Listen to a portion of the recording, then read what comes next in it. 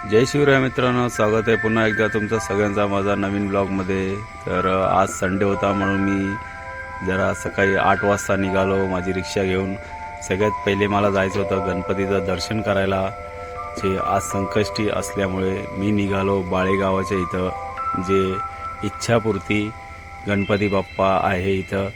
मंदिरात आलो तर गर्दी काय नव्हती, म्हणून मंदिर खूप सुंदर होतं, शांत वातावरण आहे इथं। दर्शन वगैरे करून घेतलं, बाप्पांचा थोडासा व्हिडिओ बनवून घेतला मी। बाहेर येऊन बघितलं, इथं खूप सुंदर होता आणि वातावरण पूर्ण साफ सुथरं होतं, इथं शांत होतं, झाडं वगैरे आहे आजूबाजूला। मग मी आलो नेहमीसारखं आपला रुनवाल गार्डनला। इथं येऊन बघितलं माझे सबस्क्रायबर आणि माझी फ्रेंड्स वगैरे उभे होते, त्यांच्याशी भेटलो, जरा रिक्षा पण भरली आणि स्टेशनला गेलो शेअरिंग भाडा मारायला। मग मी आलो रात्री 9:30 वाजता आपल्या काटाई नाक्याला नेहमीसारखा गॅस पंपमध्ये गॅस भरला।